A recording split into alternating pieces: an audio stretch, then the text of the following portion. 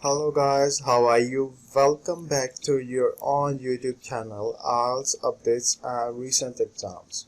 For more updates related to our recent IELTS exam writing task topics, listening, reading, practice test on daily basis. Subscribe for more videos for everyday listening practice test. Join today to achieve your dream score. Please hit the like and subscribe button. Press the bell icon for the upcoming notifications.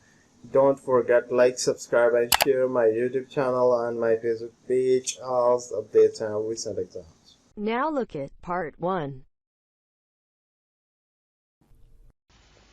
You're going to hear a conversation between a student and an academic advisor. First, you have some time to look at questions 1 to 4.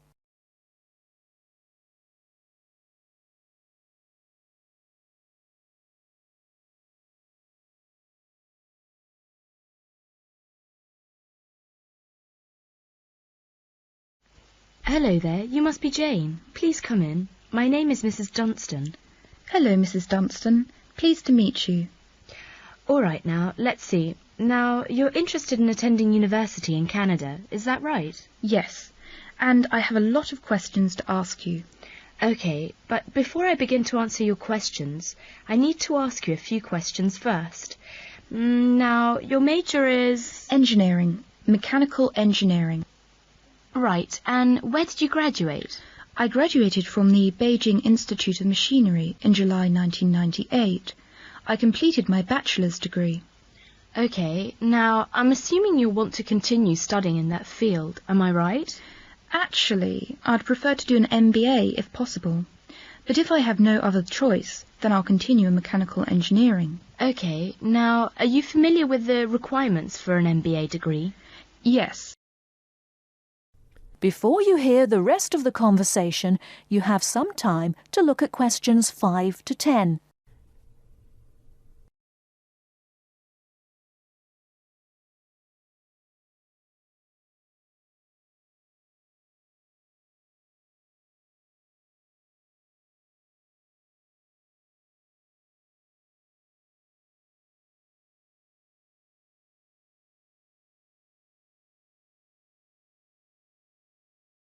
Now listen and answer questions 5 to 10.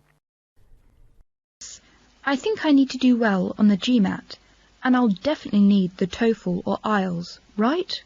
That's right. You'll need at least 600 on the TOEFL or 6.5 on IELTS. In addition, you need to have completed a bachelor's degree too.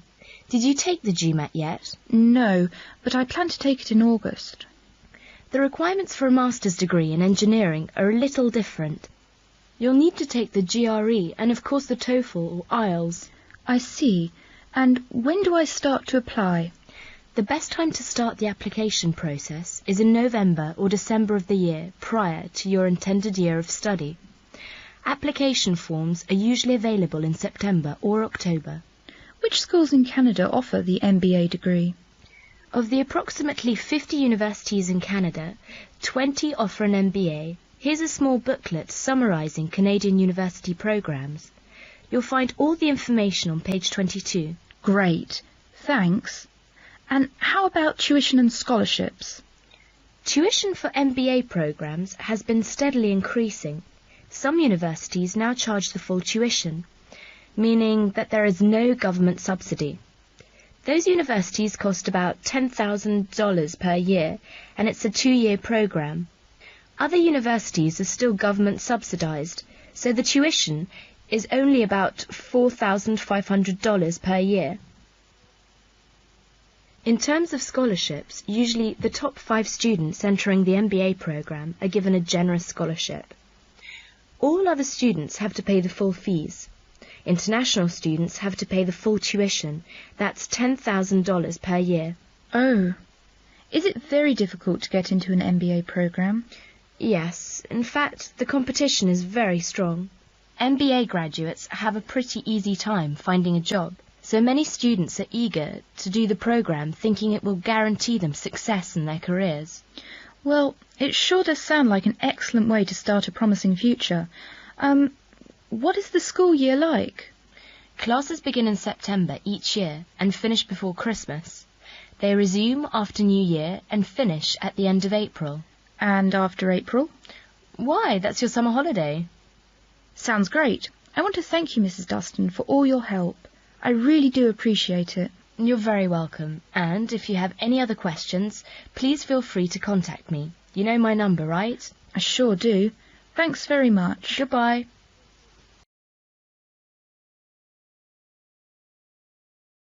That is the end of part 1. You now have half a minute to check your answers.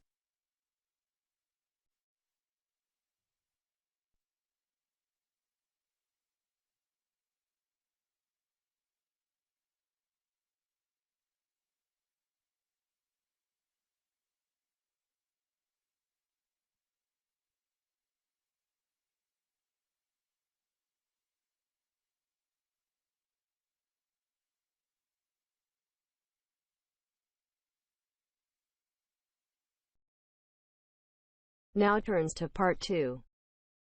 Part 2. You will hear two geography students talking. An older student, called Howard, is giving advice to a younger student, called Joanne, on writing her dissertation. First, look at questions 11 to 14.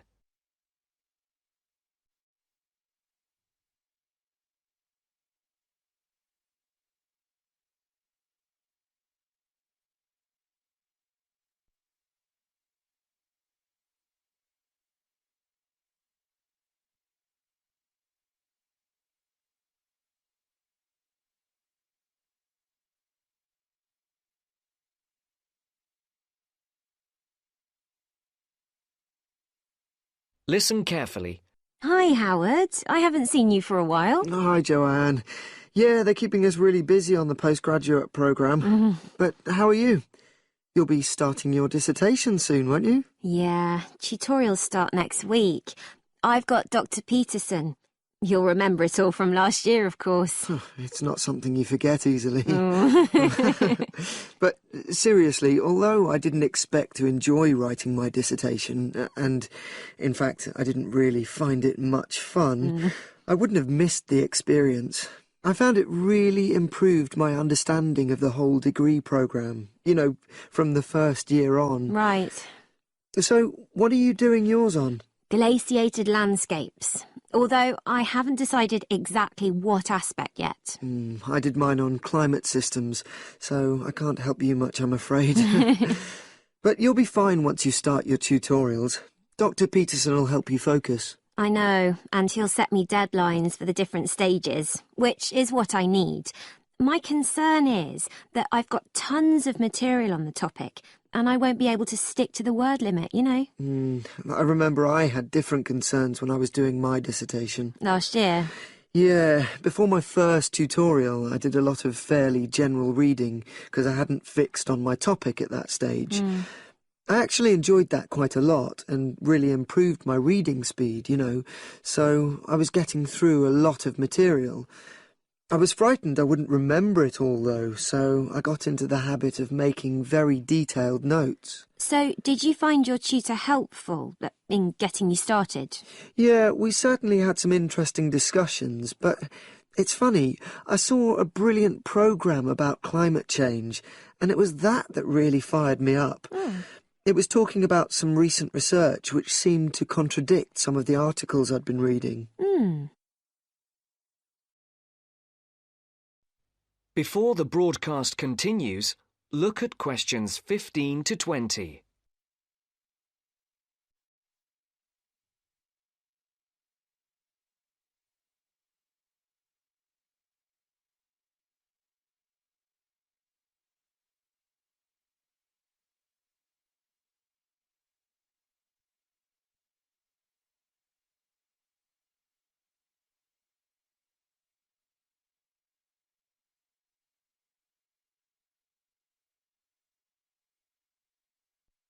You will now listen to the second part of the talk. So you say your tutorials start next week? Yeah. Well, the first month's crucial. You've got to meet your tutor and decide on your focus, but don't become too dependent on him. You know, don't see him every week, only when you want to check something. Right. Once you've got the focus, you've got to get reading. It's helpful to look through the bibliographies for all the course modules relating to your topic, and get hold of any books you think you'll need. I haven't got much money. I mean, get the books from the library, far better. And I suppose I should prepare a detailed outline of the chapters? Yeah, absolutely. But don't feel you have to follow it slavishly. It's meant to be flexible. OK. Now, I'm someone who likes to get writing quickly. I can't just sit and read for a month. Not like me, then. But if that's what suits you, you know, your natural approach, then you really ought to start immediately and write the first chapter. Right. Now, Joanne, about the library, it's worthwhile getting on good terms with the staff. They aren't always helpful with undergraduates. I suppose they focus on postgrads more. Maybe. But show them you're serious about wanting to do good work. And what if I can't find what I need? Well, there's interlibrary loans. Borrowing books from other libraries, but I've heard it isn't all that reliable. You're right, but you probably won't need it anyway. Be positive. The library is likely to have most things you need. And during the dissertation writing period, you can take out 15 instead of the usual 10 books. Should I look at previous year's dissertations? You can do. But I won't know which are the good ones. The library only keeps the best, and the staff can advise you. Are they willing to do that? Oh, yeah. And I'm worried about getting journal articles from the electronic library. Have you tried to find any yet? No. Well, you should. It's really straightforward. That's obviously something I'll have to look into. Dr. Peterson will help. Yeah, I know I can go to him if I have any worries. Except he will be away in the second month. It's the holidays. You should ask him what to do while he's away. Gosh, yeah. But I suppose I can get a lot of support from course mates. I know a couple of people who are thinking of doing the same topic as me. Take care. Collaboration can become dependency. I think you'd better see how that works out, what the people are like. You're probably right. About other reading, I suppose Dr. Peterson will recommend plenty of good articles to get me started. One thing I'd find out is what his attitude is to internet sources. Surely not in this day and age. I'd better get that sorted out right at the beginning. I would if I were you. And I've also got some questions about the research sections. How much time I should spend explaining the process? Well, I think that's up to you. You can see how it develops as you're writing. OK. It's the same with things like time management. That's something a tutor can't really help you with. I agree. So, is there anything else you need me to go over?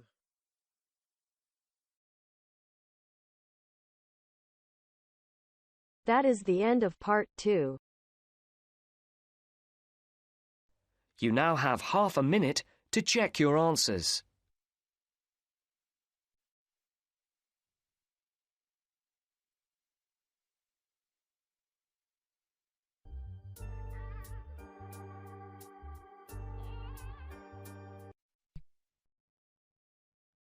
You will hear a woman talking about a number of different beaches to a group of tourists.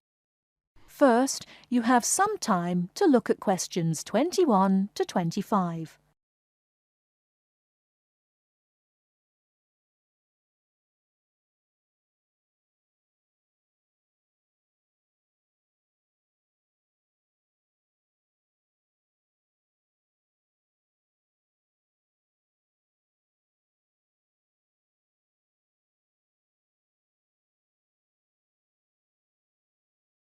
Now, listen carefully and answer questions 21 to 25. Right, let's move on to the beaches here, which are absolutely beautiful. You do have over 100 to choose from. They're mostly sandy beaches, and they vary from the largest, which is 2.5 kilometres long, to tiny sandy coves. But there are a few that I'd really recommend you to visit. So, looking at this pamphlet, first of all, there's Bandella Beach. This beach is 1 kilometre away from the old fishing village of Bandella, which is a beautiful spot. If you park in the car park behind it, there's a small path which leads down to the bay. It's very pretty because the whole beach is backed by pine trees, so it's very sheltered. The beach itself is very clean and the water is shallow and safe. That, together with the soft sand, make it an ideal beach for children and non-swimmers. A little further round the coast, again to the east, in the eastern corner of the island, is the spectacular Dapolata Beach, which is basically a long inlet. The land around this beach is marshland. It's all marsh, and there's a stream which winds through it, and the stream goes into the sea. And the beach has lovely pale gold sand. Access to this beach is quite tricky, and not for the less energetic. You have to go down a long flight of steps, 190 to be exact. But you'll be relieved to know that there's also a road which winds down to a car parking area. When you're level with the sea, there is a handful of shops and bars, and you can hire some beds and umbrellas. Continuing round the island, just past the tip of Calne, is the next beach I'd suggest you visit, and this is Sanget. Why? Because there isn't a beach longer than this on the island. If you want to know, it's exactly 2.5 kilometres long, and that's a bonus because it means it never gets overcrowded. It has golden sand and clear blue water shelving into the sea. Before you hear the rest of the talk, you have some time to look at questions 26 to 30.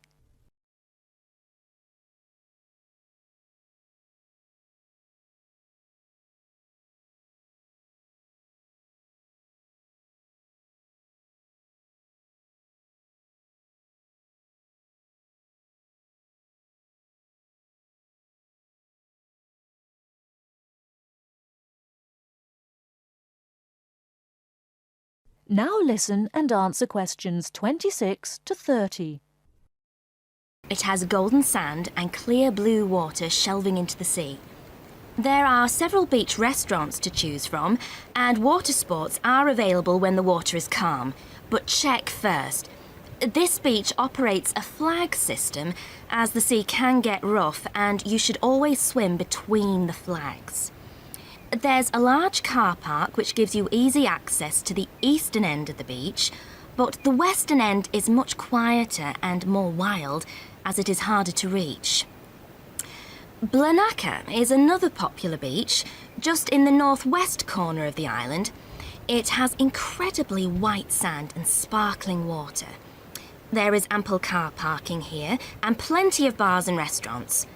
Blanaka has white cliffs all around it, and for those of you who'd like a little more to do than just lazing on the beach, there are caves here which you can explore in the cliffs, and you can also dive into the water from rock platforms along the side of the cove. Well, my final recommendation for today is Disador. Now, this beach isn't quite as easy to get to as the others I've talked about. It's quite a remote little beach, tucked away here next to Blanaka. You can reach Disador by a steep slope which goes over some sandbanks.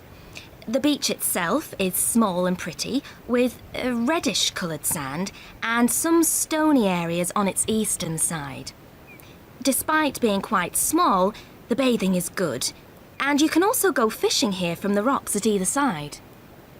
It's a good idea to take some food and drink with you if you decide to go here, as there's only one little bar which isn't always open.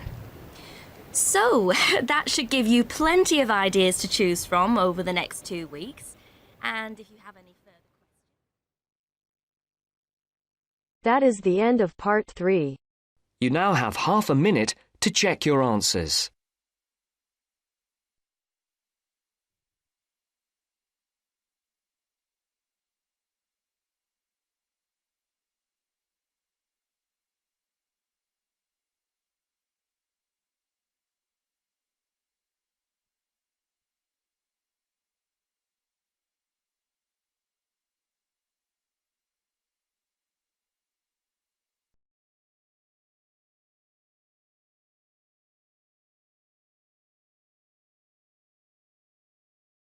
Now turns to Part 4. Part 4. You will hear part of a lecture about a crater in Australia. First, you have some time to read questions 31 to 40.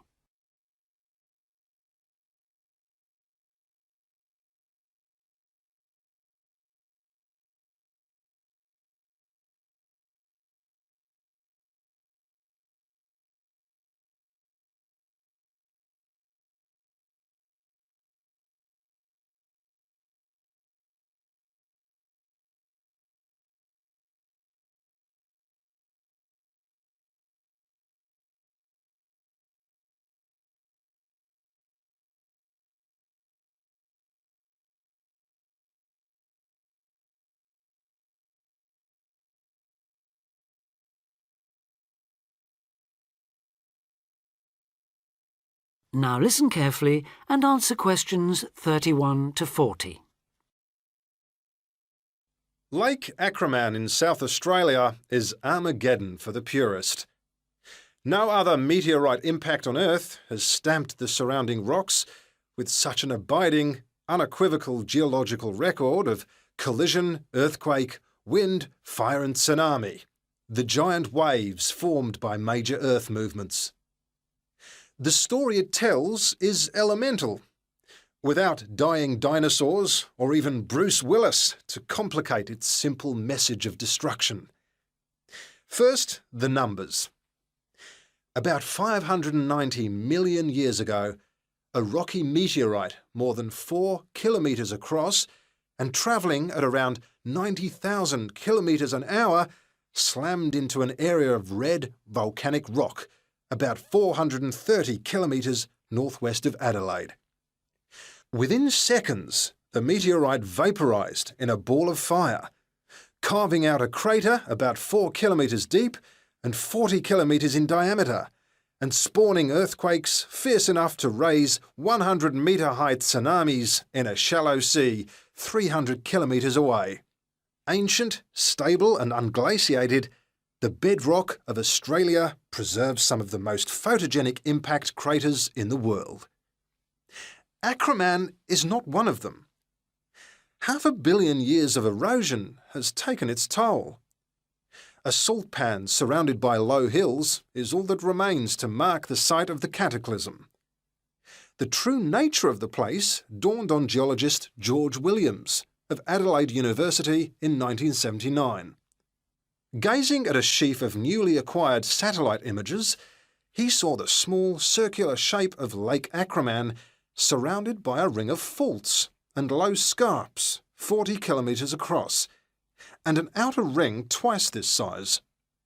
A year later, he made it to the site. On islands near the centre of the lake, Williams found bedrock shattered in a conical pattern that experts consider a sure sign of a meteorite impact. Except for a crater, which had long since eroded, the area was a textbook example of an impact site. In 1985, further intriguing evidence turned up. Vic Gostin, another Adelaide geologist, had been studying a thin band of fragmented red volcanic rock in 600-million-year-old shale in the Flinders Ranges, more than 300 kilometres east of Acraman. To his bewilderment, the volcanic chunks turned out to be 1 billion years older than the shale. Where had they come from? Comparing samples, Gostin and Williams found that their rocks were identical. The red rock in the Flinders Ranges had been blasted there from Acraman.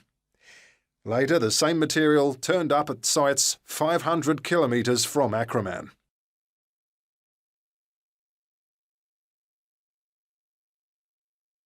Everywhere, the bands of fragments showed the same structure. Coarse pebbles at the bottom, then a cocktail of silt and sand, then layers of increasingly fine sand distorted on top into a wavy, scalloped pattern. These layers also show, step by step, how the meteorite transformed the floor of an ancient sea hundreds of kilometres away, according to Malcolm Wallace of Melbourne University. First came the earthquake. Travelling at about 3 kilometres a second, shock waves arrived offshore within a minute or two of the collision, stirring up the water with clouds of silt as the seabed shook. Then shattered rock from the explosion arrived by air. Pebbles and boulders crashed into the water, reaching a depth of about 200 metres within a minute. One day they would become the lower band of the Flinders Rock. Sand took up to an hour to come to rest, finally bedding down with the silt that was also now settling on the sea floor as the effects of the earthquake died away. This mixture would eventually form the next layer. About an hour after the meteorite's impact, huge waves rolled in, leaving the ripples on the surface that later hardened into rock. Clear as mud is not an oxymoron. In Acraman, the arid, timeless Australian outback has preserved the closest thing the earth can boast to a perfect pockmark, the pinnacle of imperfection. That is the end of part 4. You now have half a minute to check your answers. Thanks for listening. God bless you all. Don't forget like, subscribe and share my YouTube channel and my Facebook page, IELTS Updates and Recent Exam. For everyday listening practice test, for more material visit my website www.ieltsupdatesandrecentexams.com. The link is also given below in the description. Please write your score below the comment section. And please like and subscribe my channel for more IELTS listening practice tests on daily basis. Again, thanks for listening. God bless you all.